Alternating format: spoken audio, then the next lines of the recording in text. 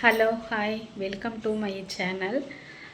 இந்த வீடியோ பதிவு எதுக்கு அப்படின்னா, யாரையும் நம்பி நம்ம வெகு தூரம் ரூபா கையில் காசு இல்லாமல் பயணம் போகக்கூடாது.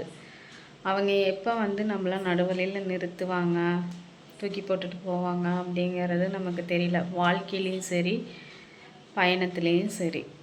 அதனால் பொண்ணுங்களாக பிறந்த எல்லாருமே அவங்கவுங்க தேவைக்காக நல்லா படிங்க. படித்து நல்ல ஒரு வேலையில் இருங்க. அது மட்டும்தான் உங்கள் லைஃப்பில் கை கொடுக்கும். வேறு ஒன்றுமே கை கொடுக்காது. நிறைய பேர் பொண்ணுங்க சீக்கிரம் மேரேஜ்லாம் பண்ணி கொடுக்குறாங்க. தயவுசெய்து அப்படிலாம் பண்ணாதீங்க. 23 வயசு ஓரளவுக்கு உங்கள் லைஃப்பில் நீங்கள் செட்டில் ஆகுறீங்க, நல்லா படித்து அப்படின்னு சொல்லி உங்களுக்காக மைண்டில் எப்படி செட் ஆகுதோ அப்போ மேரேஜ் பண்ணிக்கோங்க. லைஃபுங்கிறது ஒரு தடவை தான். நம்ம திரும்ப வாழ்க்கை வாழ போகிறது கிடையாது. அதனால் அந்த வாழ்க்கையை நல்ல முறையில் தேர்ந்தெடுங்க. ஏன்னா தனமாக தேர்ந்தெடுத்துட்டு ஐயோ நம்ம லவ் பண்ணுறோம், அந்த பையனை தான் கல்யாணம் பண்ணுவோன்னு சொல்லிட்டு போய் ஒரு சாக்கடையில் விழுந்துடாதீங்க. இது உங்களுக்கு மட்டும் இல்லை, எல்லாத்துக்குமே தான் பொருந்தும். அதுக்கு தான் நான் சொல்கிறேன்.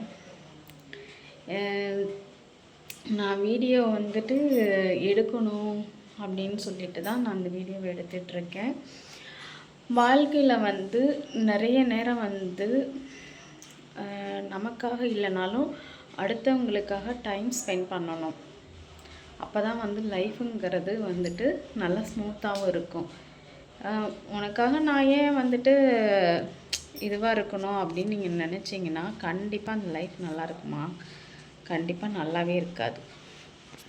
அதனால் முடிஞ்ச வரைக்கும் வாழ்க்கையை நல்லபடியாக வாழ கற்றுக்கோங்க. அதுதான் என்னோட இது. லைஃப்பில் நிறையா அடிபட்டு அடுத்தடுத்து ஸ்டேஜுக்கு போகிற பொண்ணுங்களுக்காக இந்த பதிவு. வாழ்க்கைங்கிறது ஒரு தடவை தான். அதை நல்லபடியாக வாழ கற்றுக்கோங்க. நம்ம லைஃப் பார்ட்னர் நல்லவராக இருக்கணும். நல்லா சூஸ் பண்ணுங்கள். நமக்கான செட்டில்மெண்ட் எப்போதுமே இருக்கணும். அடுத்தவங்க கையை எதிர்பார்த்து நம்ம வாழக்கூடாது.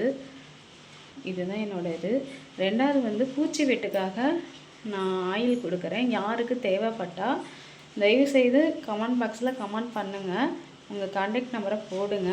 உங்களுக்கு பூச்சி வெட்டு மருந்து கன்ஃபார்மாக நான் கொரியர் பண்ணி விடுறேன். Okay, thank you.